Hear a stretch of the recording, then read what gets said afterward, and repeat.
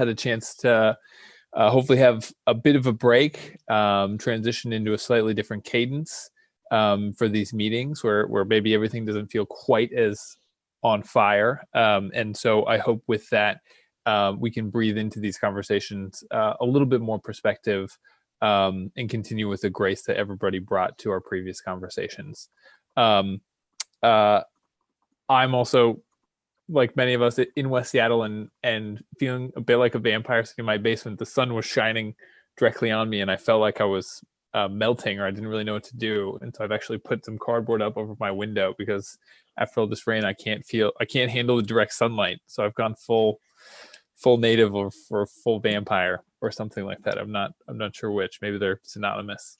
But with that, on that high note, I'm going to hand it over to Mayor Nichols to get us started on our 15th Community Task Force meeting. Thank you, everybody. And thank you, Michael, and Happy New Year to everybody. It's good to see your faces. Hope you had a healthy and happy time given the circumstances. Hope you all stayed safe and were able to enjoy family as much as possible. Today's agenda is a pretty simple one in that we're catching up. We're into our second phase of work. We helped the mayor make her decision on the repair versus replacement. She did that. Now we're in more of a monitoring of the mitigation and the impacts of the closure until the repair is done and it's reopened. So that's what you'll see on the agenda, is a lot of information coming to us, a little bit less interaction than Pauline and I have encouraged at most of our meetings, but there will be opportunities for questions and answers. We lost 2 members over the holiday. Not too bad things, but Rachel Smith left us and is becoming the CEO of the Greater Seattle Chamber, and she will be replaced for our purposes by Shannon Braddock, who had been following our progress and joined in a number of our meetings. If Shannon is with us now, I'd welcome you to say hello and introduce yourself to everybody. Okay, so when she does come, we'll try and give her that opportunity. And then Deputy Mayor Shafali, who approached many of us about serving on the task force, so who we blame for the work that we've had to go through, has moved on from the mayor's office, and we wish her goodwill and great success in her next chapter. She's being replaced by Deputy Mayor Casey Sixkiller, who is, I believe, with us. I think I saw Casey. Casey, Mayor, take a minute and introduce yourself and say hello. Sure. Thank you, Mayor, and thank you, Pauline, for drawing the short straw and serving as co-chairs. But good afternoon. My name is Casey Sixkiller, and a deputy mayor here at the city of Seattle. And with Shafali's departure, I have now taken on the responsibilities for overseeing SDOT.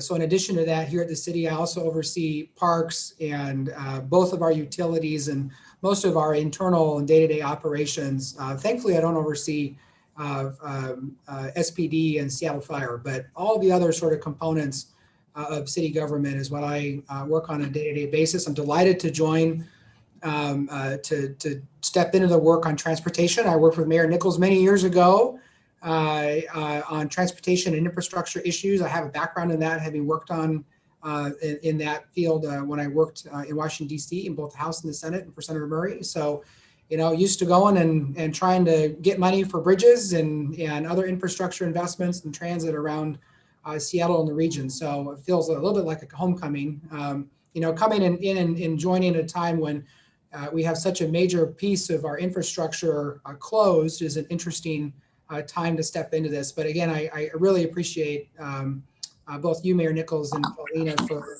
your work, and all of the community task force members. Shafali has just said such wonderful things about all of you and how much you dove into and spent your time digging through the details and really helping to inform the mayor of this very difficult decision. I also want to thank SDOT, Sam and Heather and our entire team for the work they're doing to support the work of this task force. And, you know, I'm looking forward to engaging with all of you as we continue on here to bring this bridge back as safely and as quickly as possible. And I've spent quite a bit of time in West Seattle over the last few months trying to make sure I also understand the impacts of this on your daily lives and on the businesses that call West Seattle home. So delighted to be part of this and look forward to getting to know all of you. Thanks, Mayor. Welcome, Casey. Good to see you again. So with, and we're on Zoom. You all have spent a lot of time on Zoom, I know, over the summer and fall. But just a reminder, if you've got questions at the various points, we have that on the agenda. Please use the hand raising function. You get attention and we will acknowledge you and give you a chance to do that. With that, Paulina, take it away and Happy New Year to you. Thank you, Mayor Nichols and Deputy Mayor Sixkiller. Great to have you here. Good afternoon, everyone. I'm very glad to see you all. And I also joined the good wishes for the new year and hoping that you had a good, restful time with your family, then you're all healthy. We're very excited to join again and to, after some weeks of taking a break, I think this coming in the new year, hopefully we had some time to think it through also on this engagement and commitment, important commitment that we have and how we would like us to move forward. So I am looking forward to the meeting today. We will be discussing important things, getting updates on the Reconnect West Seattle as well as the lower bridge. But also most importantly, I would love for us to get us grounded and as the new year is coming and to hear from you and how you would like to devote the energy that you have and how do we design the next steps. This is a community task force. And for me and for our co-chair, Mayor Nichols, it's very important that we hear from you and what are going to be the next level of engagements and what are the things that you would like to focus on moving forward. So that is my emphasis onto this committee. For me, it's very important to have those voices representing in any phase and any decision that is being made. We are being impacted. So that is the important voices that need to be reflected on the decisions moving forward. So we are going to be doing some of that today in this meeting after the updates. But I also wanted to make sure that we address, if you see the agenda, some of we hear from about 55% of you about our next steps on 2021 when the task force will be meeting. And looks like we had a very good response for continue the Wednesday, but we had some 30% saying that perhaps we could alternate on the Thursday because people having conflict at work. And we want to acknowledge that. This is a community task force, so it's only kind of be serving the purposes with the community can be represented. So for us, for the two co-chairs, it will be important that you weigh in. And do you think that we should continue the Wednesday meetings as they are because we are used to this? Or should we alternate on Wednesdays and Thursdays to make sure that everybody has the chance to participate and is not conflicting with your work? So that is something that I would like to get an input and to get a resolution today. So it's not a decision made by Greg and I, but it's a consensus-based decision that we have by you all. So if you have some feedback about that, and if you did not take the survey, it would be great to hear your thoughts on that before we jump in.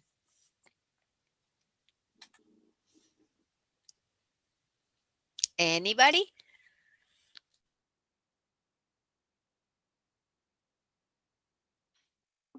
Oh, I see Colleen alternating dates. And what I was going to suggest is so we can move forward, that you think it through and you put it on the chat if you don't feel comfortable saying it or you're not ready to make that decision. But we do need to make the decision before this meeting is adjourned so we have the right path to go. So we want to hear from you all. And with that, I am going to, I didn't see anyone's raising hand, right? Michael or I Greg? don't see any hands. Nope. Any hands? But I do appreciate all those chat votes because that would help us identify where you're at.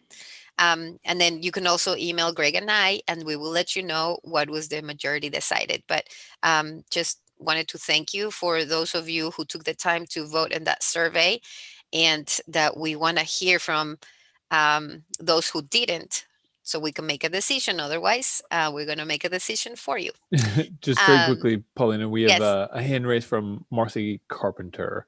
Oh, And then Marcy. Okay. if you wouldn't mind giving voice to those who put in the chat, just so everybody can hear if they aren't able to access the chat or read it. Yes, Marcy, please go for it. Thank you, Hi, Michael. Paulina. Hi, everyone. I'm flexible, but what I was going to ask is just what Michael said sometime before the end of the meeting. Could you please summarize the chat? Yeah. Thank you. Thank you so much, Marcy. Of course, we will, Michael will be helping us with that. And that is what we wanted to make sure that we are hearing from everyone and that we get a chance to summarize it at the end when we have some time where people are voting. Thank you, Marcy, for the reminder. Any other hand that we have here? I don't think so. Okay, so with that, I hope you like my background, and it was on purpose here as a reminder of our beautiful river, but also to acknowledge that we're on the traditional land of the Duwamish people. With that, we are going to hear from Trevor.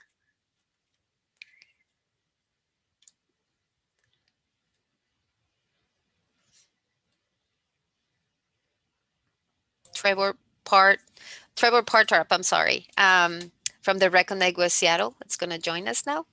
Sure. Thank you. Can we jump to the next slide?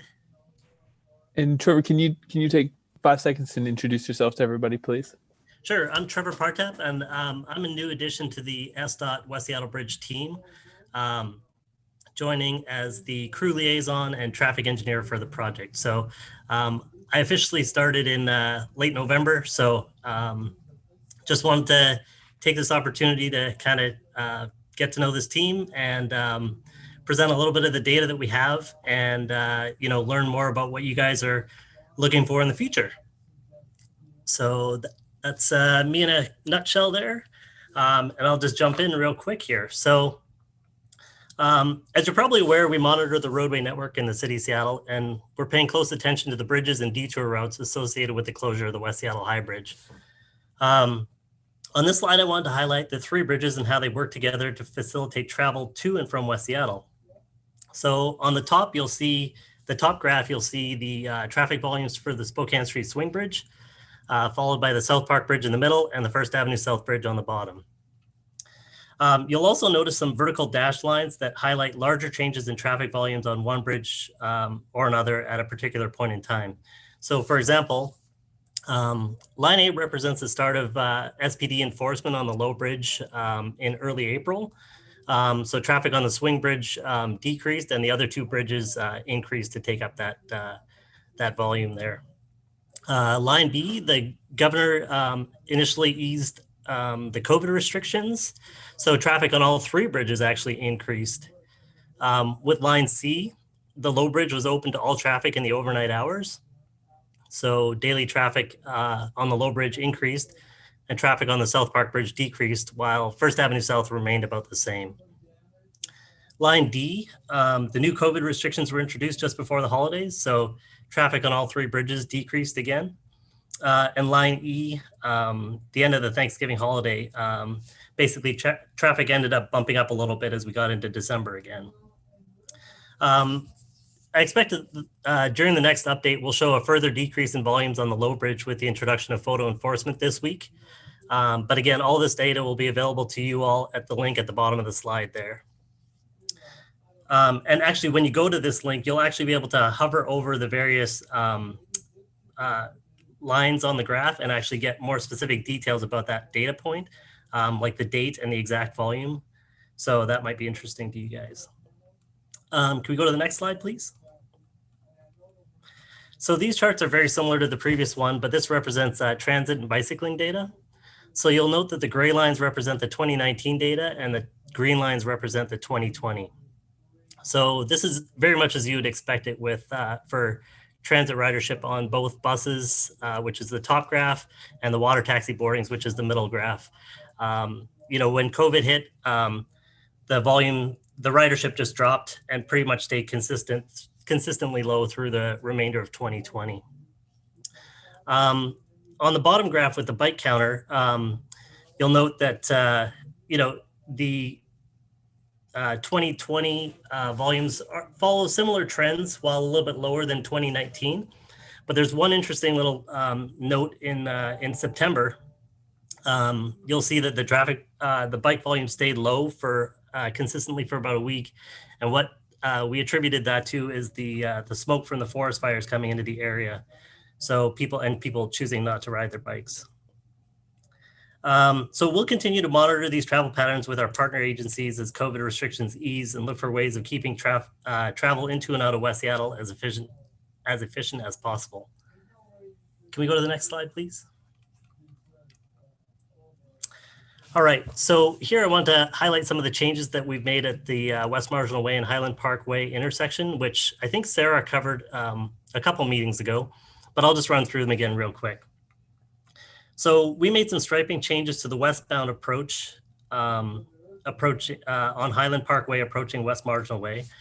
So we restricted the left turn at that intersection, and we repurposed those 2 lanes to go straight through up the hill on Highland Park Way. And then we created a dedicated right turn only lane. So in order to make that left turn that I just talked about, where we restricted it at the intersection, you have to make the left turn at 2nd Avenue Southwest in order to access the southern part of West Marginal Way there. So in addition to that, we also upgraded a traffic signal controller, which basically is the brains of the traffic signal. That change now allows us to allows the 3 closely spaced signals there highlighted by the yellow flowers to communicate with one another. So one signal knows what the other one is doing and allowing them to work together to maximize the traffic moving through the corridor. I'll show you some travel time improvements on the next slide here, but before I go there, I should mention that in 2021, we'll be working to make some changes at the intersection still with curb ramp upgrades, and that'll allow us to permanently relocate the bus stop that's currently in between the first 2 flowers on the left there, the leftmost flowers. We're going to move it to the left, to the west side of the intersection, and that'll help improve traffic flow on that congested little section of Highland Park Way there. Can we go to the next slide? Trevor, there's a question from Councilmember Herbold. Oh, sure. So can you talk a little bit more about what the linked traffic signal controller does? I mean, I understand that it communicates, but sort of to what end? Oh yeah, so basically they're connected, and they can for simplicity's sake they talk to one another, and they know, like, if say the can you go back one slide real quick? Like, let's say the middle yellow flower there has a green light for Highland Park Way. It can communicate with the next signal down and know it can allow more traffic coming, headed eastbound to basically they talk together and they can just improve traffic flow. One knows what the other one's doing. So, you don't have one that's red and the other one's green, and then, you get a green light, you get stuck by the next red light. So they just talk to each other and just smooth the flow between the signals. Is that? Yeah, so it's they when we say they talk to each other, we're saying they know one signal knows how the other signal is operating, but it doesn't there's no information provided about the traffic volumes at the location, just whether or not.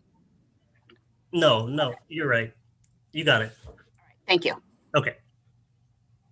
All right, so slide 4, please. So Trevor, I've got a question of clarification. Sure. Under traffic data, so back a couple of pages, it shows ridership on the transit. Yep. In 2019 and the water taxi. Yep. And if I read the scale correctly, the water taxi carried as many people as the rest of transit. Is that correct, or is that a mistake on the scale? You know what? I can't believe that's true. It's great for the water taxi if it is, but it just does not seem plausible. You're right. I will have to double check the scale on that. Sorry about that. That is good. Thank you. If you'd let me know, I'd appreciate it. Yep. Yep. Perfect. And we'll update this on the link that you see there as well. So thanks for catching that. Can we go back to the travel time slide, please? Perfect. Yeah. So this chart highlights the travel time improvements between points A and C and B and C, and also the return trips between the two that I just mentioned. So you'll notice that I didn't highlight the specific routes between those various points, but basically they use the First Avenue South Bridge and the section of the busy section of Highland Park Way that we just discussed on the previous slide. So as you can see here, the travel time, since we made the changes between A and C, had the largest time savings of about 2.5 minutes, and the return trip remained about the same. Similarly, between points B and C, they showed slightly lower travel times to get between the 2 points again. Lastly, I'll highlight, as in the note there, that we did get about 135 more vehicles through in the 3-hour period, which equates to about 45 vehicles an hour, in addition to the travel time savings. So we got more traffic through the busy section of Highland Park Way, in addition to improving the travel time for drivers. And now, if there's no further questions, I'll turn it over to Sarah to talk a little bit more about our 2020 Reconnect West Seattle accomplishments. Hello, everyone. Thank you again for having me. I'm Sarah Zora from SDOT. I wanted to highlight that we have completed our 2020 project list, the 22 capital improvements that we had in the implementation plan. So that is a great goal. Our implementation team went through all the 5 goals of the implementation plan and has really assessed where we are with our achieving our goals. So for goal number 1, for example, we've completed 25 of the 48 projects that we intend to do from 2020 and 2021 within a 1/4 mile of the detour routes to mitigate that the additional traffic volumes. So we will have this Reconnect West Seattle implementation plan report in a blog post coming up here in the next week or two, end of this week or beginning of next week, as well as more information on our Reconnect West Seattle webpage, so you can dive into some of the results a little bit more if you would like. I'm just going to give a quick highlight here of the, we've completed 19 of the 41 projects that would help support more people walking and biking and kind of shifting their mode share. If you go to the next slide, please, there are 5 goals within that Reconnect West Seattle implementation plan. And so that's what we're reporting back on. And we have accomplished the capital projects, like I said, and we're still working through how we're completing all the other goals within this next year. If you go to the next slide. So what I really want to talk about is really what's coming up next for 2021. As you know, we do have more capital improvements for 2021 delivery. We have 33 projects in the implementation plan at this time. Some of those might grow a little bit because we have home zone projects coming out of the South Park neighborhood, Georgetown, and Highland Park, and there may be more projects within just like one home zone. So the project numbers will kind of be a living document almost as we see how much we will be adding on to some of the home zone implementation as we come up in this early first quarter 2021. We are still doing ongoing, of course, traffic mitigation throughout the whole closure of the High Bridge. In December, we did a full assessment of all the detour route speed study. So we will be installing 8 more new radar feedback signs to make sure we're mitigating the speeding issues that we're seeing. We will be doing engagement to go along with that to make sure people in the neighborhood know they're coming, especially if they're on some more residential type streets.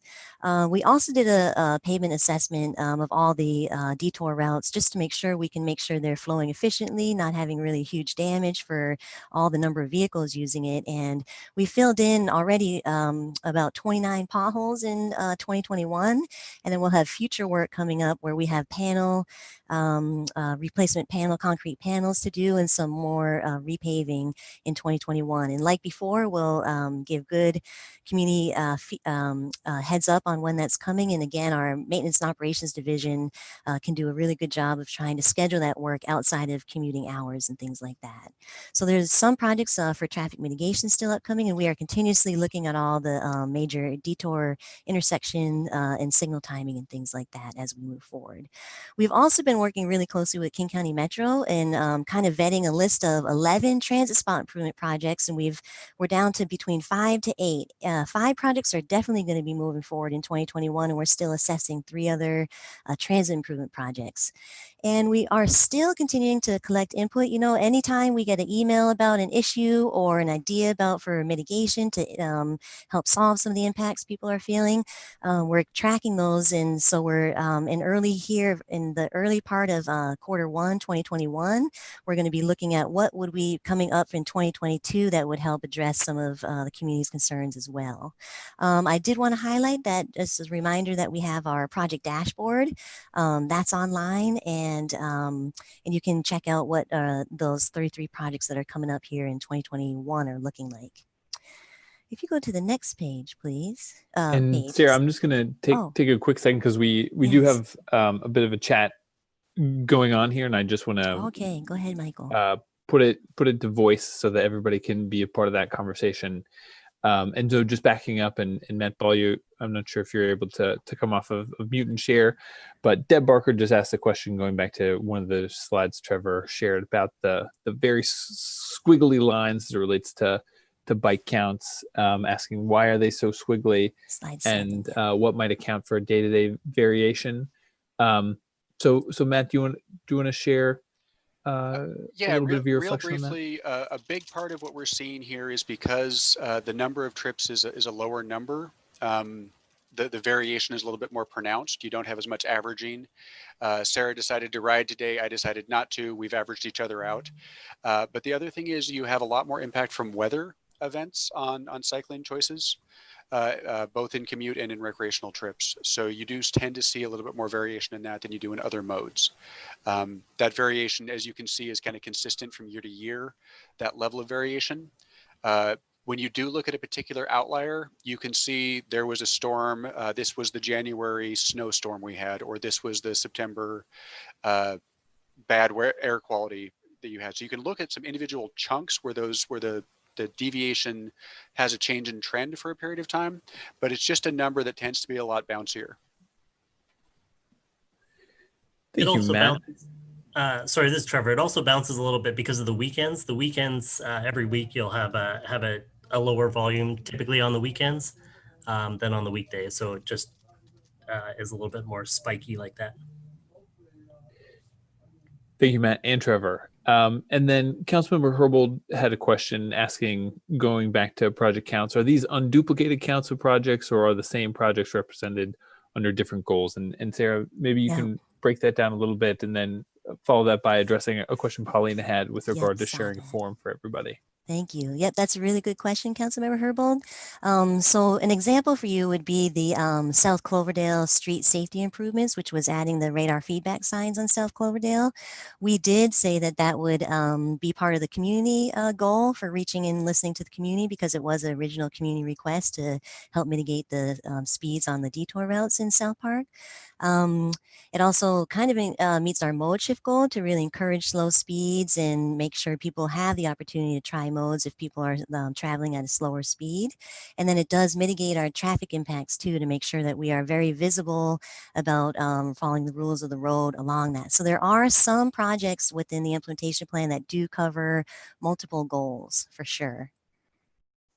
And Paulina, I did see your question in the chat. It says, can you post the form here to share with the community for feedback? And I apologize if I misspoke, but we do not have a feedback form. But anytime we get any inquiries or suggestions for projects, we have a whole internal process to, we call that our community project request form, so that we have a system within our couple different divisions of SDOT that vet those projects and then get back to the people, the constituents that may have had a suggestion for mitigation, and if that's a feasible project or not. So anytime we get emails or work with the community in different monthly meetings or presentations, we track those and filter it into our system to really vet those potential upcoming projects. So Thank you, Sarah, please, for the clarification. I was just Oh, trying yeah. to make sense of like, how do we encourage community, as you put it, to keep on giving the If feedback you and send where? any Yeah. email to the West Seattle Bridge at seattle.gov email address, that is where that process starts immediately. Yep. Thank you, Michael Great. Harrell, for putting that email address in the chat. You Appreciate bet. that. And just pass that along. I know that everybody on this task force is sort of on the front lines of gripes from friends and neighbors and family about things they'd love to see this effort focus on and do better. And you know, part of your job and incumbent upon you is sharing when able and best able, but also, you know, not having to have all the answers. And so that email address, westseattlebridge@seattle.gov, is very closely monitored and taken very seriously, and is a real source of truth for us in terms of what the community wants to see and hear. So we do encourage you to wield that in your defense and conversations as well. Correct. I do see Mayor Nichols had a question about the additional West Marginal Way, Highland Park Way intersection improvements coming for 2021. If Trevor's here, he did cover that slightly. Mayor Nichols, is Trevor, you still here? I am. Okay. Yeah. So what we're going to be doing is we're going to be upgrading, doing a lot of pedestrian safety improvements there to update the curb ramps. And basically what that'll allow us to do is actually move the bus stop to the west side of that intersection. And currently it's on the east side of that intersection. Oh, that hasn't happened yet. That hasn't happened yet? I thought that was part of the first phase. Yeah, so we put in the infrastructure there for the bus stop, but Metro is still assessing. Yeah, Metro's working on moving the bus stop, I guess, and they really want to make sure that the pedestrian accessibility amenities are there. Okay. What else in 2021? Any throughput opportunities? You know, I think what we'll be doing is we'll be monitoring the intersection, just the operations of the corridor, basically, as the COVID restrictions ease. Travel patterns are going to change and people are going to come back. They're going to be accessing the intersection potentially from different legs of the intersection. And so as the recovery happens, we'll be monitoring the traffic patterns and doing what we can to optimize the signals to push as much traffic through as we can. You know, obviously we always want to push more traffic through, but there always is a maximum amount that we can push through, or else we're going to cause a bottleneck somewhere else along, you know, the detour route. So Mayor Nichols wants to know about the pork chops. The pork chops and the westbound to northbound right turn lane, whether there's a signal improvement that might happen there. And the pork chops. Yep. So we do have our transportation operations division try and take a look at what other potential signal improvements or timing could be made. So we're kind of focused on that ADA and trying to get that pedestrian access to that upcoming relocated bus stop first. And we are still looking at what else we could do. But like Trevor's saying, it's going to be really important to make really smart decisions about what we can do there, because we are getting traffic through there now, and we just have to keep track of how much is coming down that way. So just a concern is the pork chops take some time because it's a physical change. If what you're doing is monitoring and then reacting once traffic has already become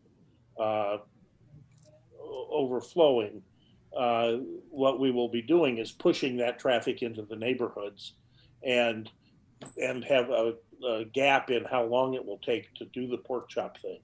So I hope we're doing more than monitoring. I hope we're actively looking at what we can do, particularly northbound on West Marginal and the right-hand turn.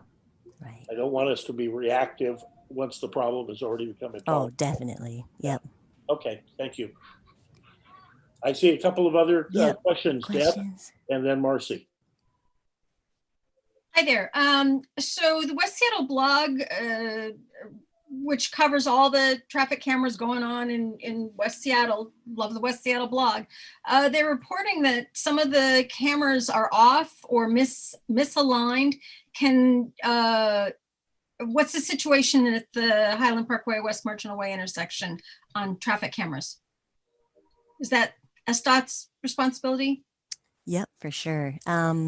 Deb, we will take a look at that. I don't know if I've seen or heard about the misangled and off one, but we'll have our ITS guys take a look and make sure that we can get that back on to have good visibility for the public, for sure. And if I can get to the next slide, Councilmember Herbold. Oh, Marcy is, I'm sorry. Go ahead, Marcy. Marcy, and then, will there be audible pedestrian signals at the West Marginal Highland Parkway intersection? And will they be, if there will they be the ones with the vibrotactile? For those who don't know, those in addition to audible signals, there's a vibration that deafblind people can feel to know when to cross. So will there be APS? Trevor, I'm looking at you for the details, if you know.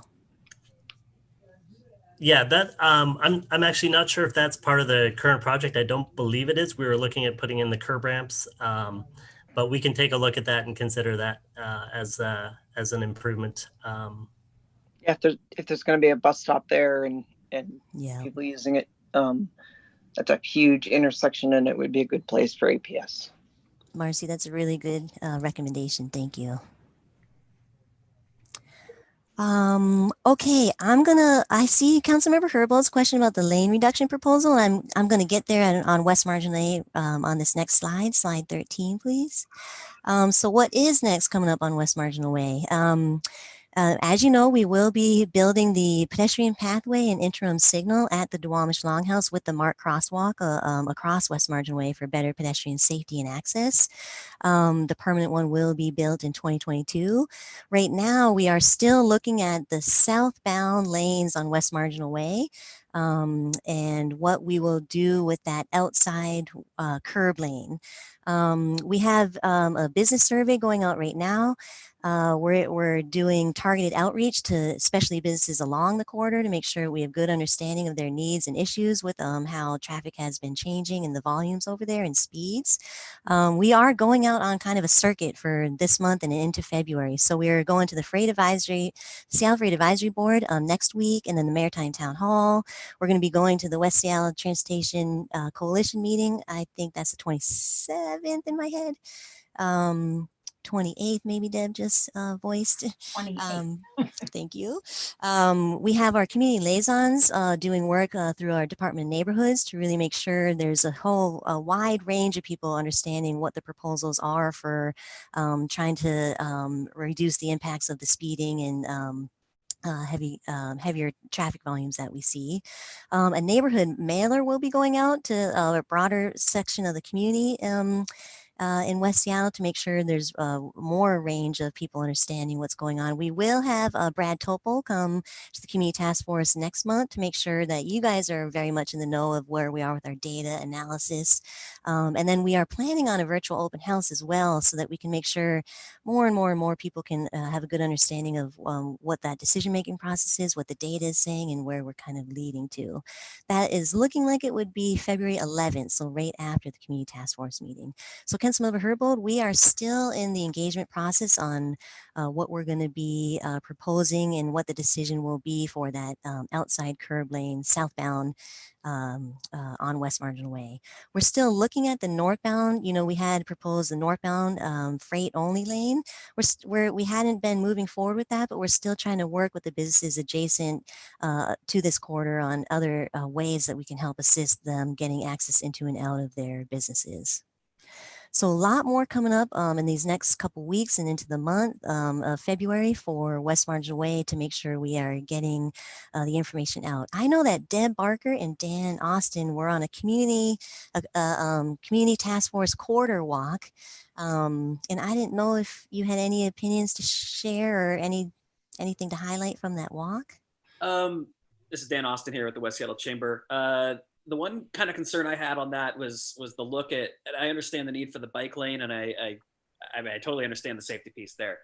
The concern I had is that it didn't seem like there was a long-term consideration for the 509 expansion that is going to go south of SeaTac and cut over. And I would like to know how much additional freight traffic, when that's complete, we think is going to go down West Marginal Way. Mm-hmm. I would hate to lose a lane before it's and turn it into a bike lane and then find out we've caused a major pinch point for operations of the port. And I also am fairly uncomfortable with being a bicycle rider who's been hit in a protected bike lane before. I really don't enjoy the freight aspect mixed in with a bike lane so close.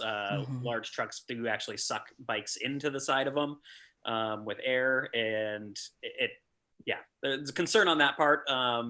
But the other piece is just, are we taking away a lane before we put a major statewide infrastructure project, a 509 expansion to I-5 south of SeaTac? Are we taking away that route first? That's a concern. All right, that's a good comment, Dan. Thanks. We'll take a look. From my perspective, it was really worthwhile for us viewers to be on the street and seeing who the players are, who the speeders are, who the speeders aren't. And from my perspective, protected bike lane that has, whether it's protected by paint or some little plasticky cones, just did not feel safe in any way, shape, or form with the, as Dan talked about, the trucks. It will, once the High Bridge is reopened, you can assume that the majority of the personal vehicles will go off that corridor, and what that does for the speeds is anybody's guess, but to throw people on bikes inches away and protect them with a plastic cone seemed harsh, seemed very scary. So it was great to be able to have the eyeballs on the situation, because it is way different experiencing it from a bike perspective than in a car or a truck, but it's also needs a whole lot more thought process and outreach. Thanks. Yep. Thank you guys so much for participating on those walks and sharing your opinions. We really appreciate that. Those are great points of feedback. And yes, we will have many more conversations with a wide range of people to keep continuing to discuss this. Sarah, one last thing on that. Yes, Dan. I know they're putting the crosswalk signals to the left and right of the Longhouse. Is there a way to get the Longhouse, when people are trying to exit the Duwamish Longhouse, like take a left or right out of there, to get some sort of trigger that would set those lights off to allow them to take a safe left or right turn? Because that, even with the lane bump out that's been put in there, so you can kind of creep out further, it still seems really unsafe for the Longhouse to, if you got semi trucks, shouldn't be barreling down, but let's assume they're driving faster. That's a real scary corner there. And you already have the infrastructure for lighting. If there's a way you could put a sensor in the ground to trigger that or whatever, that might be a really solid improvement for the Longhouse. And Dan, that's a really cool suggestion. I will have to talk with the engineers to see how to coordinate that thing. That's a really good idea. So thank you and both. Jolene is here in case she has anything to add to that Longhouse suggestion. Yes, please. Hi, everybody. I've been putting my comments in the chat. I wanted to say about the bike lane. Can you guys hear me?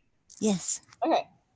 it's a very small configuration for for a small bike lane there. It doesn't go all the way down West Marginal Way. It's not very long. It goes to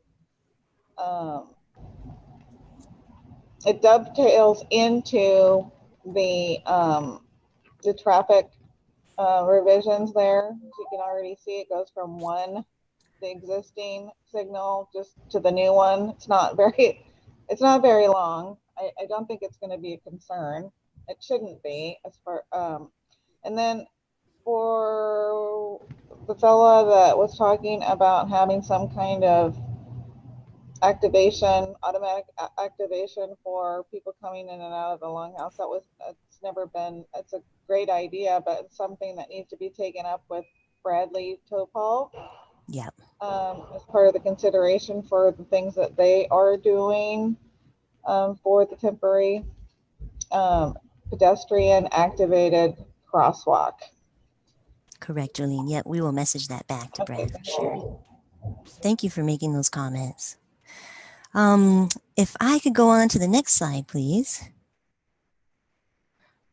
So I'm just going to share a little bit about the schedule. We know you guys have been really wanting to know how each of these phases of the program itself for the West Seattle Bridge is kind of being scheduled. So I kind of covered all of the capital projects, the first maybe 6-ish lines up there, including the transit spot improvements. The second to last line is the traffic mitigation, and we are definitely doing ongoing, traffic mitigation work, the detour routes, making sure we're on point with where we are, understanding the data and the travel behaviors. The mobility action plan is what I'm going to be talking about in the next couple slides, but we are looking to really focus on different time frames. We're in COVID not recovery, restriction time still.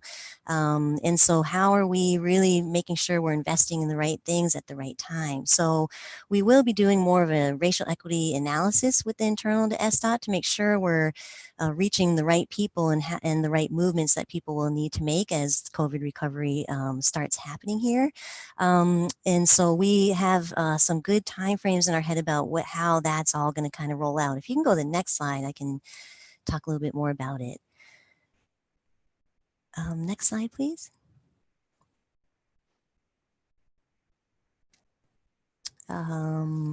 The next slide will show a slide that I've actually showed last month, which is some of the mobility action plan goals. This is what we heard from the 15,000 surveys that the Reconnect West Seattle team did around summertime, as well as the neighborhood ballot, the community liaison, almost 2,000 responses. So this is just a reminder that we have heard from people that live in West Seattle and Duwamish Valley about how they might think about getting around when we did the survey and then post social distancing.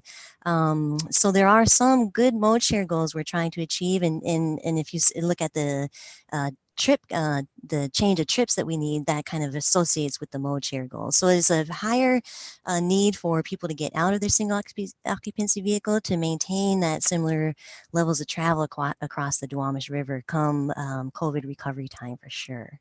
If you go to the next slide, please. We're focused very much on like what's happening now with COVID restrictions. We're doing a lot of partnership work with King County Metro, our other transit agencies, our big employers. It's very crucial for us to have a better understanding of and be more aware of their plans for COVID recovery and what's happening, especially if people are living in West Seattle that work at those companies.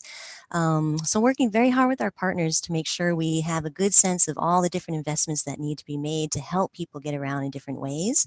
King County will be adding some service hours onto the routes 50, 60, and the 128 to really help address the crowding during these COVID bus capacity constraints that we have. And we have, again, our travels option website that it gives people some information about different ways that they can get around that our Transportation Demand Management Group has been leading up here from Mobility Action Plan side of it. Upcoming for COVID recovery, we will be using Seattle Transportation Benefit District emerging funds that the Seattle voters voted in November 80 98+% of the vote voted for the STBD. In STBD, there is a category for emerging funds that includes COVID recovery and West Seattle bridge closure impacts. So we're working with our Transmobility Division and King County Metro to make sure we're including the correct elements within service hour changes, maybe water taxi feeder service, and really focusing a lot on trying to get people better aware of the different ways they can get around. If they have a van pool that they can put together, bike and scooter share. And that COVID, our transportation demand management team is also working very closely with UW and thinking about different freight demand management strategies as well with the bridge closure. If you go to the next slide, please, this is going to be a little highlight about the van pool promotion that King County Metro is currently running. This is really kind of important as Megan will get into the low bridge access up here in conversation in a minute.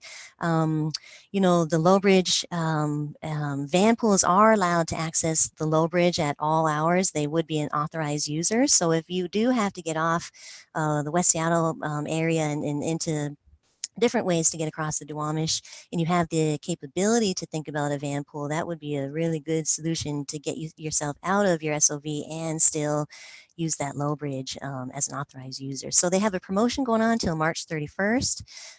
They have more information online. There is going to be a First Hill kind of employer roundtable with some of the hospitals and universities to really make sure people have a good understanding of what this van pool promotion and change in mode could really help do for people that live in West Seattle.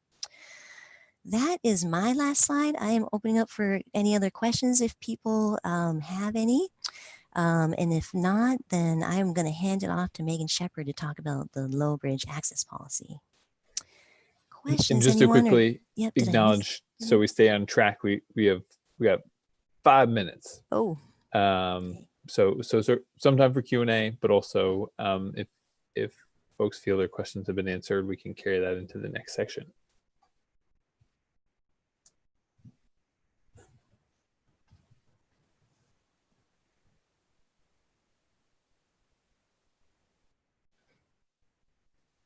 Okay. Okay. Thank you. I'll see y'all next month and probably in between then. Hi, everyone. This is Megan Shepard speaking. Can you hear me? Great.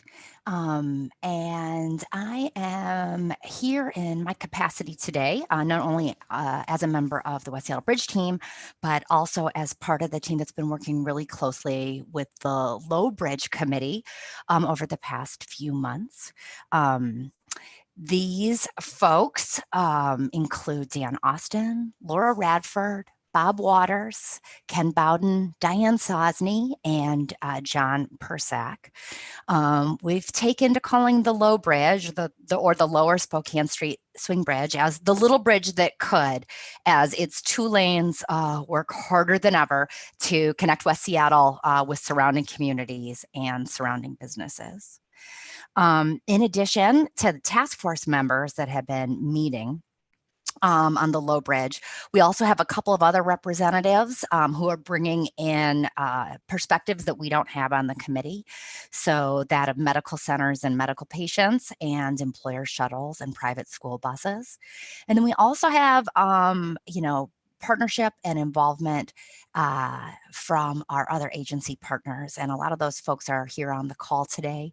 Lindsay Wolpa from the Port, and Steve Crosley from King County Metro, and Sarah Scher from the Office of Economic Development have all been contributing to bringing together a lot of viewpoints and experiences to help collectively learn about the bridge and make some, understand the technical aspects, as well as helping to inform the development of the policy in a way that will continue to provide and maintain access for emergency vehicles, transit, and freight.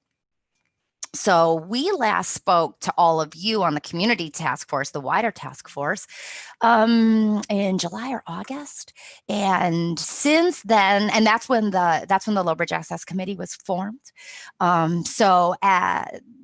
since then, this committee has gone on. They have met 11 times, and that was weekly leading up into the holidays. So a huge lift to help get ready for the transition from the system we were operating before for low bridge access, which included having placards out there, to the new system, which is automated enforcement, which started on Monday. We'll talk a little bit more about that.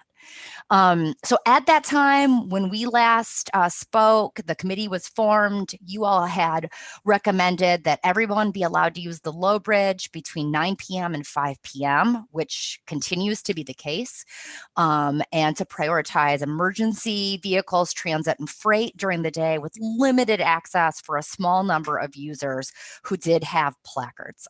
So we did distribute placards this summer to some maritime and industrial businesses adjacent to the low bridge, and some were shared between West Seattle businesses who needed access for urgent business-related trips.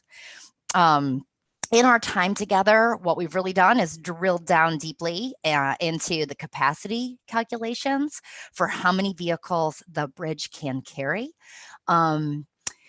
Before the performance of the bridge and the entire surrounding system is affected.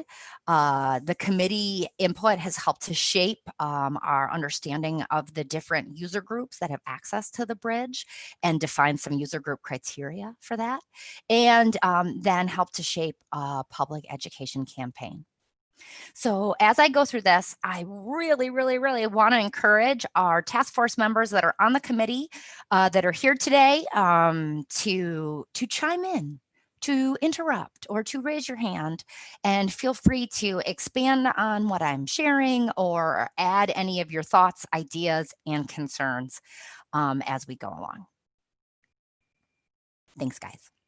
So low bridge photo enforcement, automated enforcement started Monday.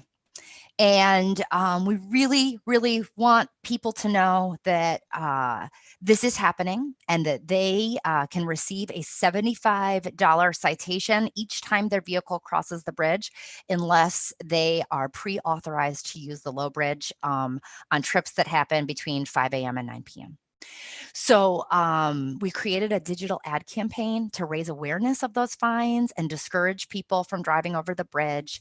The tactics we're using right now include social media ads, display ads, screens at gas station pumps, video advertising through connected TV shows, local and multicultural media. And that campaign last week, it will continue into February. Ads have been translated into 7 languages and are linked back to our webpage, which also has all of the enforcement details translated there as well. We're working closely with the Department of Neighborhoods and their community liaisons. They're helping to do additional social media posts and provide outreach and engagement to different communities that could be affected by low bridge photo enforcement. We're sharing information with approximately 40 multicultural and local media outlets as well. The committee was really, yeah? Megan, this includes the fishers of the Duwamish, people who fish in the Duwamish. It does? Yeah. Good. Yes. Thank you. Through the meetings that we have with EPA. Yeah. That's awesome. The committee was helpful in reviewing these materials and providing input. We really wanted to make sure that people were informed and prepared using the don't go low, but that they also knew that they're still encouraged to come to West Seattle, just using the other ways to get there. The first, it hasn't even been, I guess it's been 2 and a bit days since photo enforcement started. Traffic seems to be flowing smoothly. Volumes are down quite a bit since last Monday, if we compare Mondays to Mondays, but it's really too soon to know the details about authorized versus unauthorized users and who has been continuing to lose the bridge. That's going to take some time. A lot of our review system and the automated enforcement is supplemented with some individual, like personal review. Around the types of trucks that are going over, on the types of vehicles. So it'll still be a couple more weeks before we can give you more of a report. And this is something that we'll be doing at each of our meetings going forward, is talking about what we're seeing in low bridge use. So I want to, again, take us back in time a little bit to where we were in the summer when we last came together. And so what we're showing now is a graphic from August 2nd, which was actually a weekend day, that was showing where we were in terms of low bridge utilization at that point in time.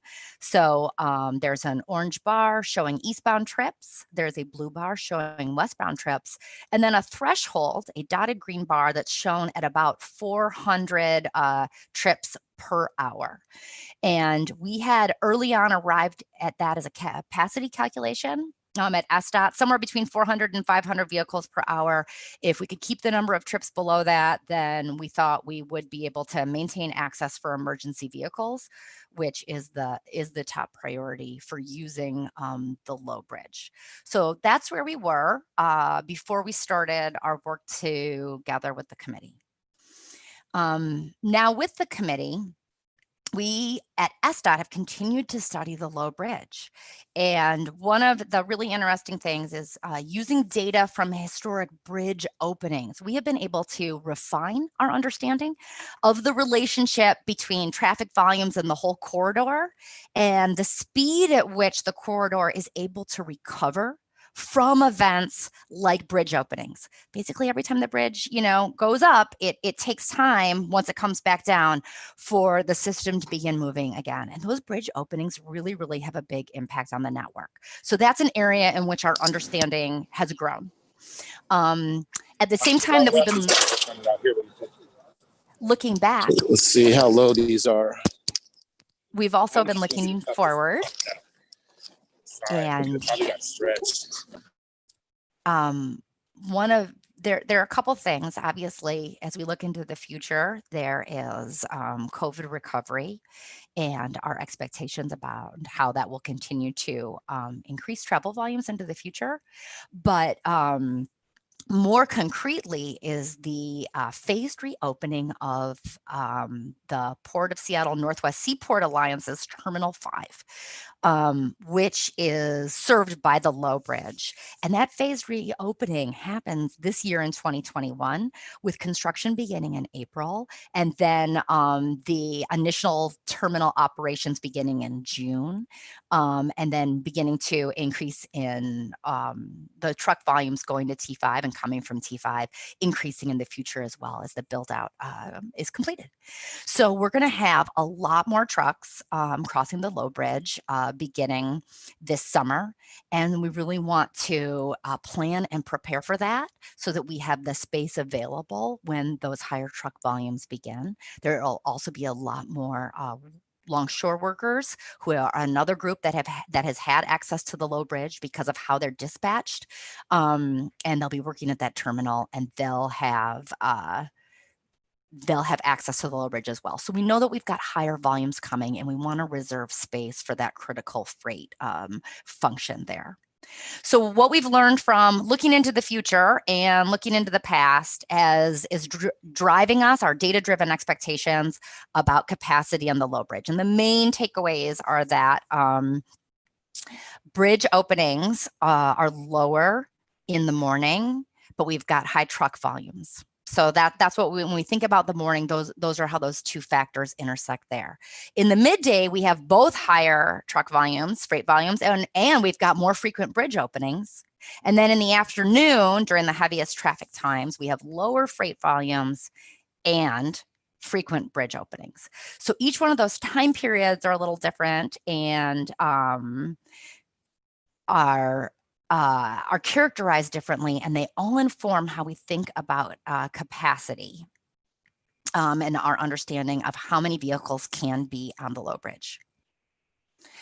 So this graphic is showing volumes on the Low Bridge by hour. This is December 10th. This is a weekday. This is when we still had the placard system out there before the start of photo enforcement. And what has changed in our thinking about capacity is that instead of having a solid dashed green line at 400 or 450 vehicles per hour, we have now reduced that beginning at about 10 a.m. So that there's about 400 vehicles per hour on top of transit freight and emergency vehicles that we could accommodate in the morning. And then there's about 300 the rest of the day because of how those bridge openings affect the entire network. So now you're seeing a threshold line that is dotted.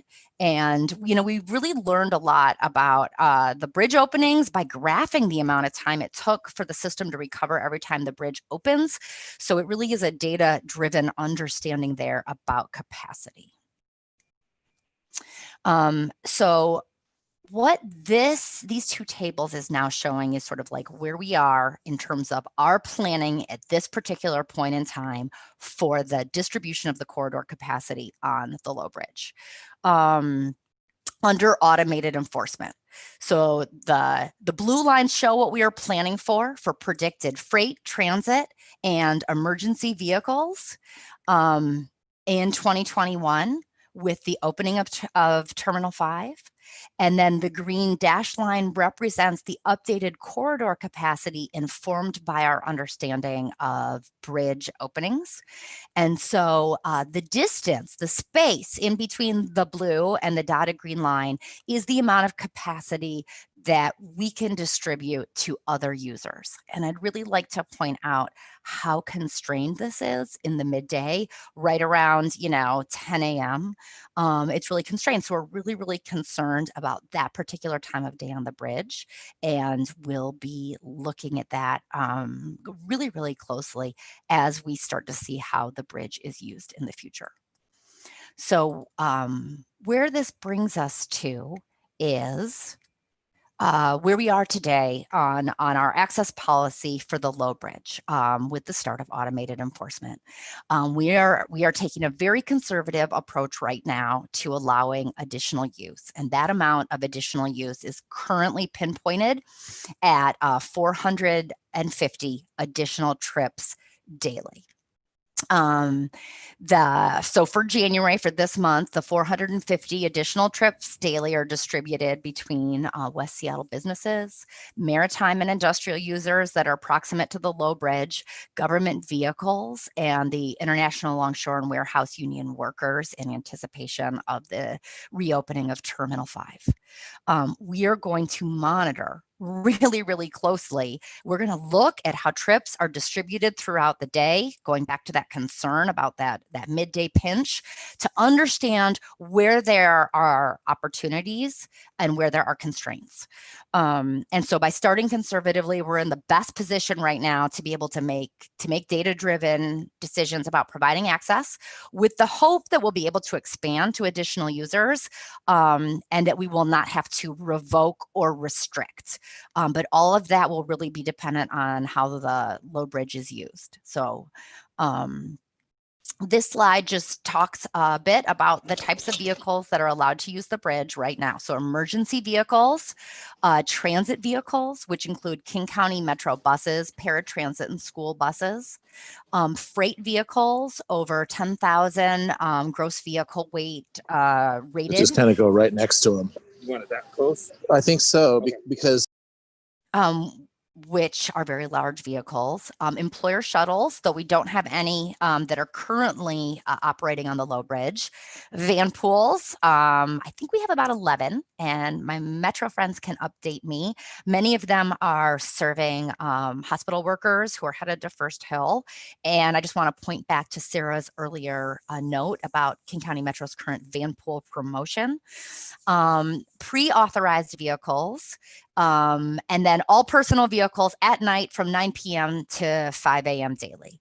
So basically, in essence, from going from the old placard system to the new photo enforcement system, we have been able to maintain use for people that were authorized to use the bridge before and people that are authorized to use the bridge now. And we will monitor closely, again, looking for where we need to restrict or revoke access, or we may be able to expand access. One of the things that we have been doing together as a committee is coming up with user criteria and guidelines for each user group that has access to the bridge. And that's so they can be applied consistently and fairly within those user groups and provide people under the same conditions with a similar level of access. So for West Seattle businesses, it's urgent and unpredictable trips to move or acquire goods. It is not for commuting or just regular travel between work sites. For maritime and industrial businesses, very similar. Time-sensitive travel between work sites that are proximate to the low bridge, responding to emergencies, performing urgent maintenance or parts delivery or acquisition, and again, not for commuting or regular travel between work sites. For the ILWU Local 19, it is authorized for a very specific trip purpose, and it's the same trip purpose it's been since the High Bridge was closed, which is after dispatch. It's for travel between the Labor Hall in Soto and the terminal facilities west of the Duwamish Waterway. And then for government use, it is for emergency response, think windstorm response, urgent maintenance or parts delivery or acquisition, and not for commuting or regular travel between work sites. So all of the user groups sort of contain that same, like, this is not for commuting. This is not for regular travel you can plan. Using the low bridge is for when you have got to use the low bridge to do something that is urgent or time sensitive to support your business. And so that's what we've developed. And as we look at the opportunity to add other users, we will develop similar user criteria and guidelines. If there are folks listening right now, we're able to update our access lists on a monthly basis. So we already have the access list for January. Looking ahead to February, we can make updates again. If you think that you meet these user criteria, we encourage you to send an email to westseattlebridge@seattle.gov and let us know. That would be the best way to get in contact with us. So for next steps, I have mentioned monitoring and evaluation several times. That's what we'll be doing together as a committee. We're also going to be doing education because trips really, really need to be encouraged, even those urgent ones, whenever they can be pushed earlier or later in the day. We're going to be encouraging authorized users to do so because of that pinch point that starts in the mid-morning. We'll learn a lot from the monitoring, and SDOT will be using that to communicate with the subcommittee, with user groups, and then ultimately we'll be bringing that back and communicating with you as the wider task force. We will expand access if possible, and we may also have to restrict or revoke access. The big job for the subcommittee right now is in addressing healthcare use. There are a lot of folks out there that are in on-call situations where they need to, when they get the call, they got to get in quickly to their work site because of the urgent, again, nature of the medical situation to which they are responding. So, your task force member, Diane Sosny, recently joined the committee. It was formed before she came on the task force, and now she's helping us with her knowledge, experience, and connections as we try to figure out where there's room on the bridge and how to get the license plates of people who might be in that situation. So that's the hard work we're doing together right now. So we did come up with a few discussion questions for you all, but I also want to just open it up to comments from the other members of the committee, to questions from the broader task force, and give us a chance to catch up with the chat, and also to make sure that we correct any misinformation I may have shared about Terminal 5. So you want to help us facilitate that, Michael? Before we go to Michael, I just wanted to, I'm sorry. Yeah, before we go to Michael, I just wanted to thank you, committee, for making all this work. I know you have been developing lots of criteria and tremendous amount of meetings. So thank you so much for all your work to Laura and John and everybody else on the committee. Michael, thanks for helping us facilitate the questions.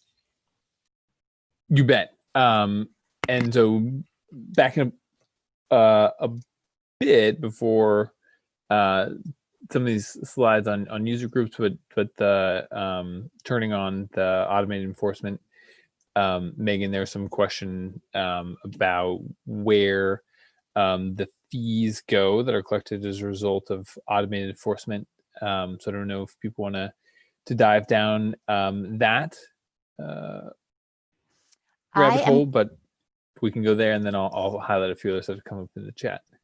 Sure. I believe that after covering operational costs, the fees return to the state primarily, where they are to be reinvested in accessible transportation projects. And if I get, anything is that right, else, Heather? Yeah, and anything else that's over and above that goes to the general fund. It doesn't come back to SDOT. Thank you. And then there's just a little bit of chat about bridge openings, if they're planned and coordinated. And I don't know if Matt and John, you had some insight as well, obviously from your firsthand experience about the cadence that's there. It may feel a bit random for those of us trying to cross or once regularly crossing or biking or walking across. But there is a little bit of a method to the madness. And so Matt, maybe you want to share a few points on that. As someone who doesn't know which is the stern and which is the bow, I might not be the best person to answer questions about why ships sail at a certain time. I think I know, but I'm not certain. I'll jump to a lot of conclusions here. It basically is an issue that looks really random to those of us on the land because it's driven by the individual schedules of those ships. Clearly, things like tides play into when ships choose to sail, and also just things like the schedule of when they can get crew on board, when they can get their materials on board. But it's driven by a lot of factors that we don't see. And so from a data standpoint, it looks pretty random. And as a user driving across the bridge, it's hard to predict when it's going to happen, although it does definitely happen more later in the day than early in the morning. And that's part of what we saw when we looked at the closures over the last year. Thanks, Matt. We have a question from our co-chair, Mary Nichols, asking, would a shuttle system work for the ILW crews as they are dispatched? And anything any of our subcommittee members want to talk about, or Megan or Heather? I have some thoughts, but I want to hear if John has anything to say. John Persak has anything to say before I say words. Can you repeat the question, please? Because I was having a conversation with my young son. So, John, Mayor Nichols wants to know whether or not a shuttle system would work for ILWU. That is a very complicated question. I think there might be circumstances under which it might work, but that's a long conversation that would have to be had with our dispatchers and the terminal operators. It's not something that I can really, I can't provide the nuance that it absolutely deserves. So yeah, Bob Waters and our dispatch folks who have, a deep understanding of the day-to-day operation and what's actually possible, because there's a segment of our workforce where it's just not possible. Yeah, I agree with that. And just the conversations I've had, I think that a shuttle system could help reduce the number of personal vehicles that the ILWU uses to get from dispatch to their work site, but it wouldn't be something that could cover everyone.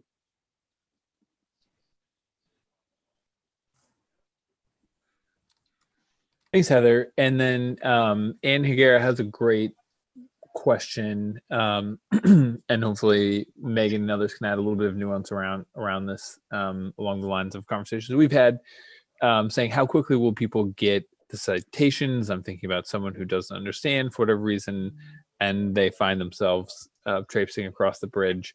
many times and find themselves fined many times as a result, and profoundly learn their lesson with several citations arriving in close proximity. So can you talk a little bit about that, Megan? I can. Sorry. I'm having a hard time seeing the chat and like seeing faces all at the same time. Maybe everybody else does as well. So there would be a lag time before people began receiving their first citations in the mail, and there is a situation theoretically where people could get multiple, but because this is a new situation, this is something that we're working really closely with the Seattle Municipal Court right now, so that in the event that a situation like that happened, they would understand that this was a new ticketing situation. And it's also one of the reasons that we have our education campaign out there in so many different places right now with such a broad message that we're trying to get to people so that they will be aware. If there's anything somebody on my team wants to add, I would welcome them to. Just real quickly, there is a window of up to 2 weeks for those to be mailed based on the contract.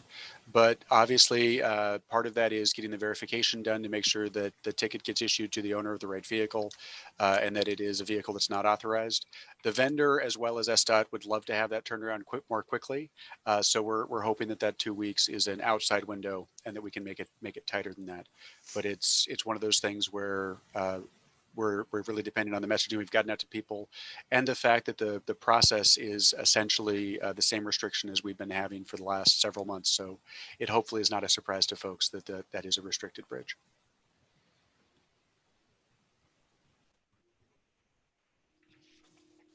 I see Deb's hand.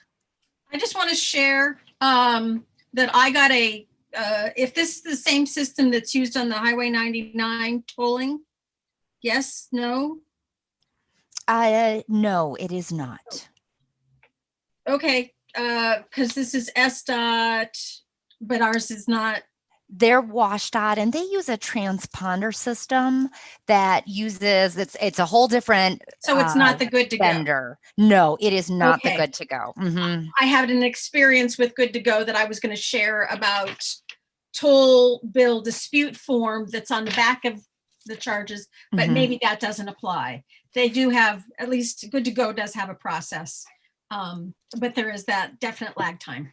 So. Yes, up to 14 days. Yeah. I'd like to do two things. One, Lindsay Wolpa from the Port of Seattle and the Northwest Seaport Alliance, I want to give you a chance to chime in and help make sure anything I may have said inaccurately about terminal operations was corrected for the record. Hi, all. Can you hear me? Yes. Wolpa, Port of Seattle, Northwest Seaport Alliance. Commissioner Steinbrook sends his apologies for not attending, so I'm here listening. The one comment was that construction starts in April. Construction, as Councilmember Herbold remembers, our groundbreaking was back in 2019. So construction's underway. And the April date is correct, though. The April is when we're expecting the cranes to be delivered. And then we're targeting June for opening for the first ship to come. So that was just a clarification that there's ongoing activity now. Sorry. Thank you so much, Lindsay. No worries. Thanks, Megan. And then Diane, you've got your hand raised.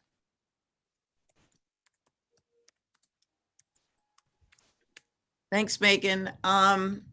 So I just wanted to ask people whether they know today or if this comes up in the future about healthcare workers who do call time that are needed to get into work within 30 minutes. And the areas this applies to are the OR, recovery rooms, cath labs, and special procedures. So these are typically emergencies, they're not scheduled procedures.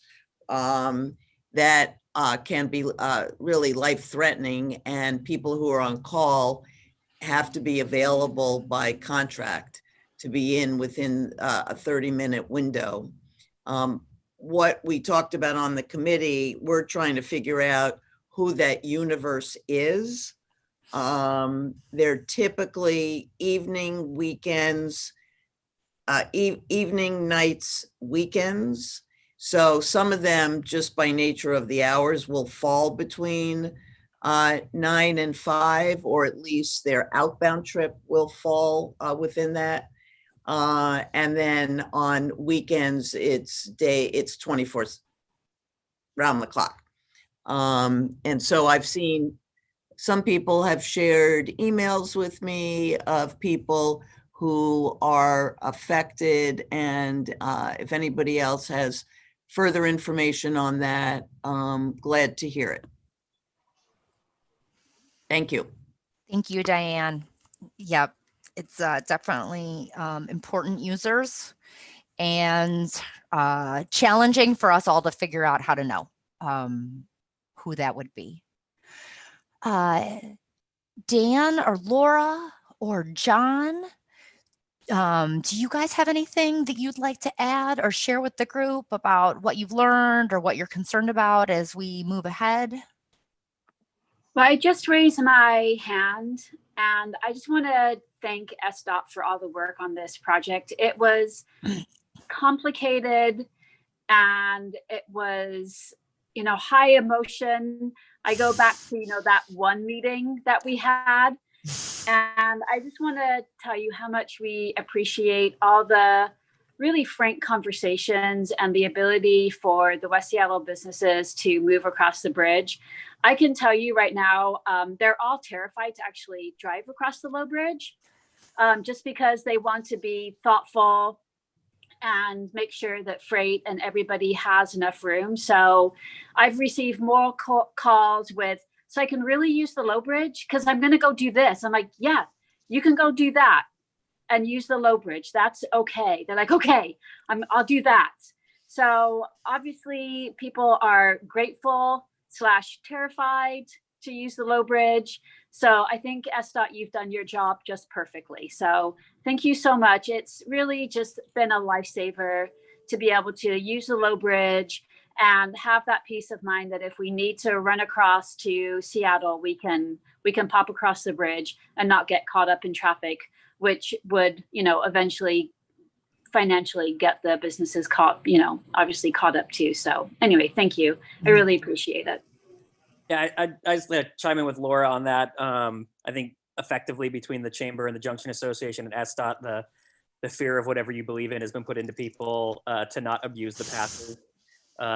So it's really about that critical business need that my business can't operate if I don't have this thing. It's not, oh, it'd be nice to go drive to First Avenue and go to Paseo, which does sound delicious right now. But I really want to thank the ILWU and the port and Northwest Seaport Alliance, the healthcare group. But this was, I think everyone came in and we had to kind of find our way. And I know SDOT took a lot of feedback or questioning. And I just want to thank you guys for everyone working through this. Anyone who listened to the presentation, clearly this is not an easy, like, oh, there's 400 spots, there you go. There's so much detail and minutia in here that it was a lot of work, but I really thank SDOT for allowing the access and for all of the groups working together and continuing to work together to trust and verify that it's being used properly. So thank you, everybody.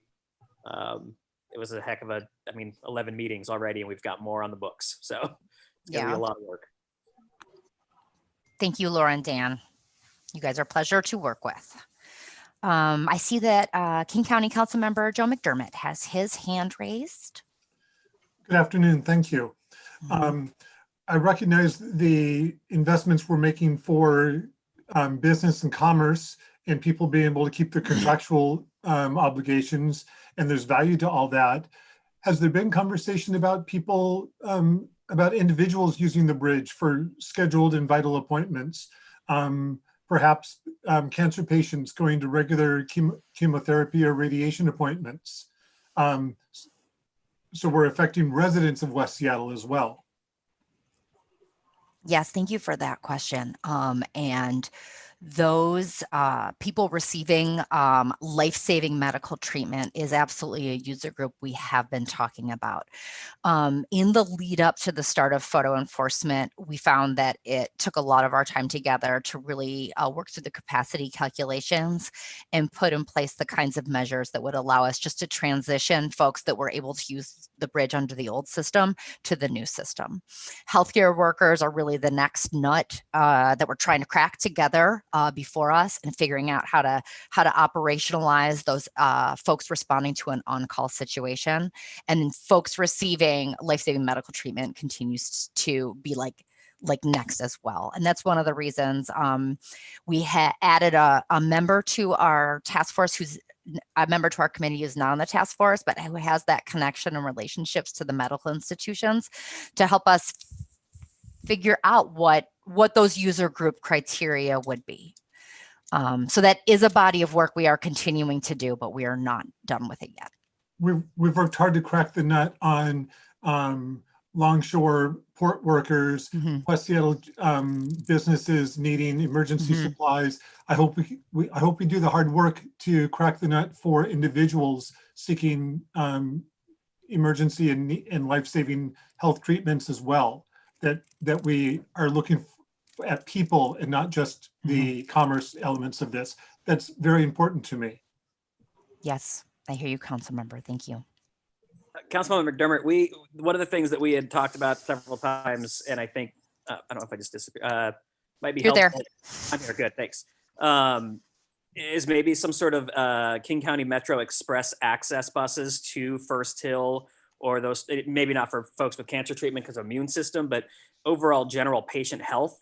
If we could find more direct routing from West Seattle to those medical facilities via Metro. I can tell as an employee, my wife works at Kaiser on Capitol Hill, and it's roughly an hour and 30, hour and 45 minutes to take a bus there on 3 trips. But if there was a way for a bus to get more quickly to First Hill or to those general areas, that would be a great benefit for patient access for the West Seattle folks over here. And Dan, I'm talking about somebody going in for a 30-minute radiation appointment daily for 25 days. Are we talking about van pools and metro shuttles for West Seattle Chamber businesses to go get supplies and come back in one trip and save multiple trips? I don't want to come off as anti-business, but I do need to underline my emphasis and concern for residents in West Seattle seeking medical attention and making sure that we're talking about a broader audience. If I could speak up on that, and I wish Colin Drake was on the call because I think he would probably be able to explain it a little bit better than I could, but there have been some conversations about the difficulty it is to sort of predict in advance, like, who those people are and the frequency of what they need it. And so we've moved into an area where if somebody gets a ticket, there's a list of criteria on how they can adjudicate that and get that off their record through the courts. So in other words, if you had an appointment that you needed to go to, whether you're a worker or a patient, you get something in the mail and there's some kind of process where you get that expunged. And that way, we're not delaying the possible implementation of being able to accommodate those folks. And I think those details are still being worked out. And maybe SDOT folks on the call could clarify that. And like I said, I wish Colin was here because I know that he's been taking point on a lot of that. This is Diane again. And Joe, I wanted to ask you, we've worked together a lot on healthcare issues, but what thoughts you have? I've thought about it and I don't know exactly how we get our arms around it because,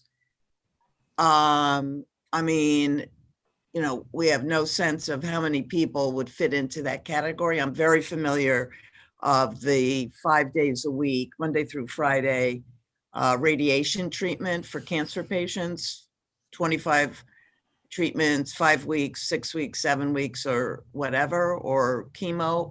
It's just, I don't know how we identify who that is. Whether, if hypothetically we were to say, if you got a ticket and you were using it for radiation treatment every day for 25 sessions, how people would corroborate that. I just be interested if you had any thoughts about how to address it. Do we contact the infusion center at Swedish and other healthcare providers and offer to West Seattle residents the ability to register for single car usage of the low level bridge to register their plate? That is, so I want to step in. I want to acknowledge that this is good conversation, yes, and we have somewhat of a time and we're challenge. diving into the weeds. I recognize that. And this is good because everybody gets a sense of what it is like to be on the Low Bridge subcommittee. There are really, really compelling reasons for granting access. And Councilmember McDermott, this population is absolutely one we are planning to tackle. They're very hard to operationalize. And so and I know that sounds super bureaucratic, but it is true. It is the challenge of like, how do we get the license plates? How do we verify is there some verification, and how do we make that happen in a way that is fair and equitable? Again, would it be fair though, like if there's more comments, questions, because we are super over time, yep. but to send to the committee members email, and who do you recommend that would happen, like for either questions or recommendations? How would you like to make that happen? Members on the task force, I would encourage them to go ahead and they can send them, let's not have them do it directly to the task force, but they can send them to me. And and that way I'm just going to drop my email. So as we move into the next user groups to identify and define and solve, we do appreciate and welcome your input and ideas, because it is very challenging. Yes, and I think this is this is why we're here, right? So we want to make sure that this is community driven. So please, I encourage you to continue sending those additional thoughts to the committee. And thank you again to Megan and all the committee members for putting so much effort into this. Councilmember Lisa Helro, I acknowledge your hand is raised. Was that related to the Low Bridge, or can we move on into the next, which Heather has been desperately waiting to present? You can move on. I'll redirect my question. Thank you. Thank you, Councilmember Herbold. Okay. So I think we're ready to move into the next part of our conversation, and Heather is here. So welcome, Heather. Hi, I've been here the whole time. I know. No, it's one of the things that we really wanted to work on for this year is to not have me be the one talking all the time. So mission accomplished. Well done. Just want to take a little bit of time, and I'll kind of race through this. And if we need to, somebody can tell me to slow down. Just want to give you an update on what is happening with the bridge and the various construction projects related to the corridor. So next slide, please. We're done with stabilization. Yay. All the stressing of the post tensioning has been done. The carbon fiber wrapping, Pier 18 bearing release and replacement. If you look up underneath the bridge, you can see that all of the work platforms have been removed. And during the design phase for the final repair, we will continue to monitor the overall health of the bridge and the strengthening work. You may recall that we have structural health monitoring instrumentation all along that bridge. And so we will be making use of that. Good note in the chat there, Mayor Nichols. Next slide, please. So this is the schedule for the High and Low Bridge repair and strengthening. We are at pre 30% structural rehabilitation, design. And so for those of you who've been through a capital project before, you may know that before 30%, we don't have a lot of confidence in either the scope, schedule, or the budget. And so this is early. It will change. As it changes, we will keep you abreast. Next slide, please. The schedules that we've shown are aggressive, and we'll be at 30% around February, so we'll update those. There are some key approvals that are required from the city, the state, and the federal government for the contracting method that we want to use, as well as the community workforce agreement that the mayor has required that we proceed with. We're going to do this GCCM process, and I don't know if you all remember this, but this is a contracting method where we bring the contractor on early and they participate with us in the design process. It makes things move along more quickly, more smoothly, and with fewer change orders. We are right now developing the contractor selection documents, and we plan to release those in March. Next slide, please.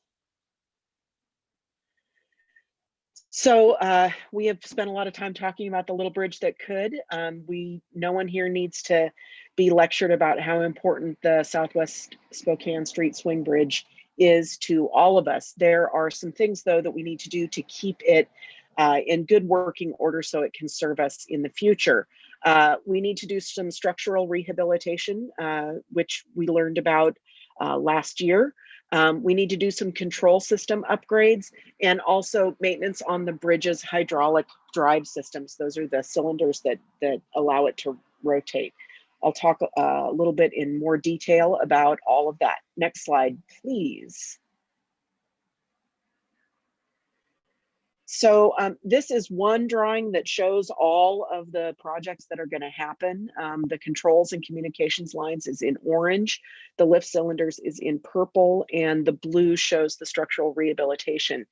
You guys may remember last year we did some load rating exercises for the low bridge as required by the federal government, and we discovered that there are some weaknesses within the low bridge as compared to new FHWA regulations.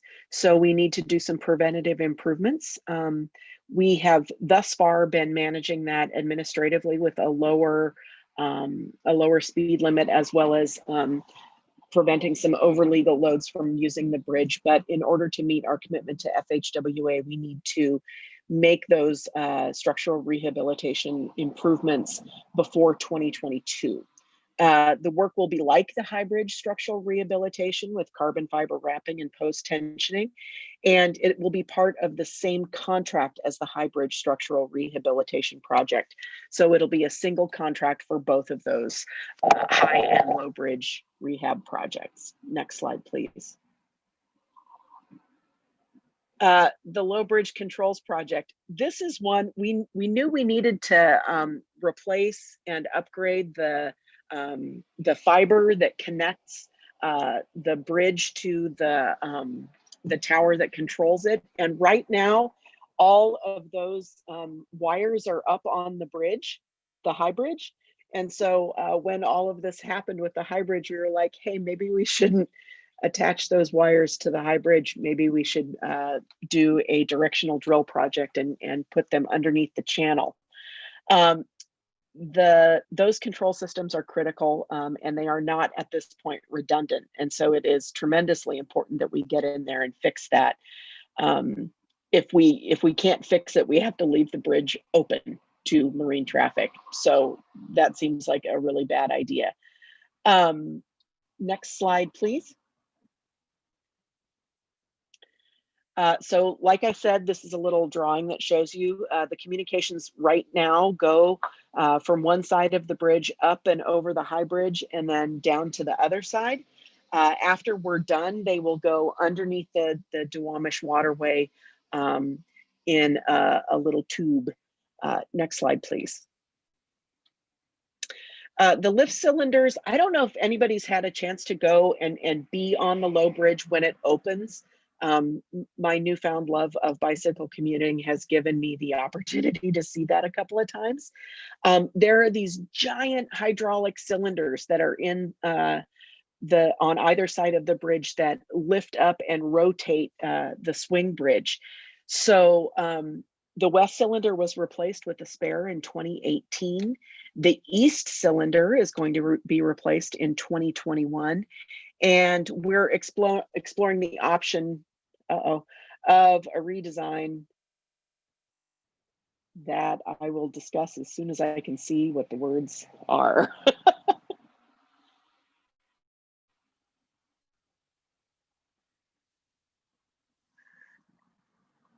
Poor Megan, sorry. Okay, go back. Yep. We're gonna see if we could redesign the lift frame so that we can minimize the impacts from future cylinder replacements, which is something that is always a good idea to do when you are inside the guts of something. Next slide, please. So here are the schedules for those projects all broken out. We're gonna have everything done by the end of 2021. And you can see all of the design work happening there in green and the construction work happening in yellow. Oh, sorry, I'm thwarting the subtitles. Okay, next slide, please. So do we have any questions? And fortunately, I have Eric Strau, who is the project manager, to answer any questions that I don't know how to answer. Next slide, please. Oh, sorry, questions. Anybody? Heather, real quick, Deb here. Yeah, hi, Deb. Just want to make sure that the SEPA determination on the directional drill project, that was sent to tribes, correct? I have to imagine that we followed all of the rules that we normally do, so yes. I would assume so as well. I just don't want any surprises to come out of this. Yeah, and actually, in fact, I have a note here that the DNS for the directional drilling project was granted on Monday. So the decision was issued, so now we're in the appeal period, and I just wouldn't want it to get appealed because that's something this project doesn't need. No one would. All right, thank you. Yes, Councilmember Herbold. Thank you. And you may have already addressed this and I missed it, but can you just let us know whether or not there's going to be an updated cost estimate at 30% design? Yes. Will be. For everything. Yeah. Excellent. That's 30% is when we call it baselining. That's right. When we sort of set the budget, set the schedule that we hold ourselves to. Great. And then as it relates to the low bridge contract, can you get a little bit more into what the thinking is behind having this be the same contract as the high bridge? Yeah, absolutely. So it's similar work, Councilmember Herbold, and it's kind of specialized work. It's not the sort of thing that a whole ton of contractors do. And so we wanted to increase the chance that we would get the very best contractor to do both of those projects.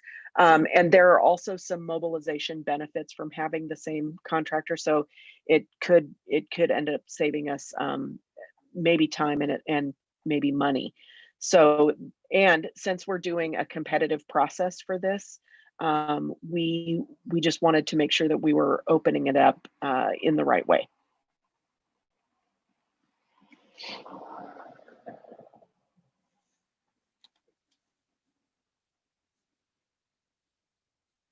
Everybody okay, happy? do we have I think we have Marcy Carpenter for a question, and I would like to bring up Marcy. Hi, Marcy. Thanks. Heather, I know you were trying to be quick, but nice comment, Mr. Mayor, is not a good way to describe a chat feature. Oh, Good point. Mayor Nichols just gave us the news of the day, which is that the House just voted to impeach. Okay. I just want to keep things accessible. Thank you. Yes, I don't want to have to keep concur. reminding everyone. Thank you, Marcy. Do you also Marcy- have a question besides that, Marcy? That Marcy, important reminder?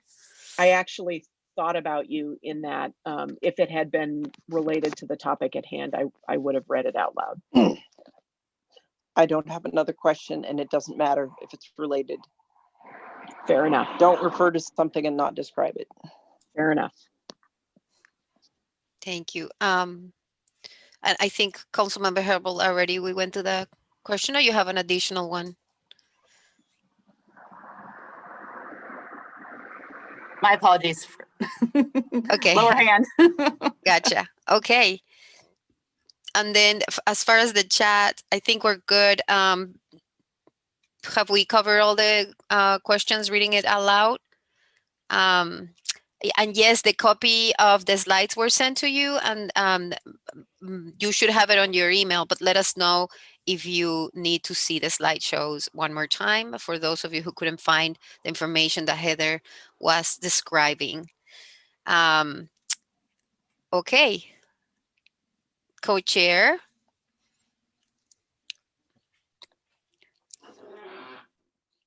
Are we wrapping up? Yes. Well, thank you. Go ahead, Paulina. I thought, did we resolve the scheduling issue? Right. I was going to say, if you have any additional questions or considerations, and then if not, we should wrap it into next steps. And also, Michael, if you could help us bring the results if we hear from more of our task force members on whether we should continue with the meetings on Wednesdays or late afternoon Thursdays. I think it would be great to know. Yes, the earlier chat, I mean, certainly wasn't representative of the whole group or seemingly definitive, but nobody, there seemed to be empathy and understanding for alternating days between Wednesdays and Thursdays. Nobody said that wouldn't be a possibility, but we're talking about 7-ish people weighing in. So I think that's probably not the best data source. So we really do have to pin down the cadence for these meetings. And I think people will make the very best guess that we can based on the information that has been shared. But defer to our co-chairs on whether or not we want to seek greater clarification if we alternate between Wednesdays and Thursdays. But it seemed like folks were open to that so that we can try and accommodate as many folks as possible. That's right. Okay, so so far the next meeting date we don't have pinned down. If we're going to alternate, Mm-hmm. and based upon the feedback we received here today, it certainly seemed as though people were open to the alternating approach. That's correct. So that would put us at Thursday, I want to say February 11th, because the Community Task Force is going to be meeting during the second week of the month. So that'll put us, and I think the preferred time for those afternoon meetings, maybe Diane and Bill can jump in, but was it 4 p.m.? I think that's what we put on the slide. Yeah, 4 p.m. That's accurate. Mm-hmm. That's correct. So we will send a meeting reminder for the next meeting, and we will keep on trying and see how it goes until the February 11th for the next meeting. Okay, so you February will receive that in 11th, your calendar. 4 p.m. 4 p.m. for We will those get who a are- calendar hold out to everybody, and we will try to alternate, and hopefully it'll. Let me just ask one thing. You got a lot of information today. You had information on traffic flow, on mitigation progress, on high and low level bridge repair status. If when you fill out the feedback form, if you could indicate, was it enough information, too much information? Were there questions that you had that you weren't able to address, so that we know for next meeting kind of how to structure that? I think that would be helpful to all of us.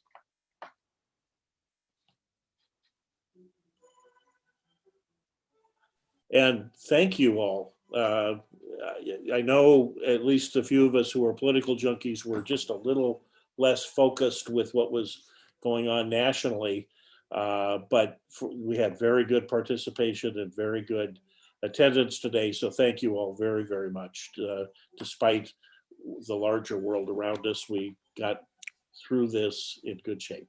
Yes, exactly. Thank you, Mayor Nichols. And if you continue to hear anything from community, please, we want to hear. This is a good space to share. Let us know. When you get a chance, fill out that form. Also, let us know what would be the good. As Mayor Nichols said, we receive a lot of information today. If we need to process something in a different way as well, love the feedback.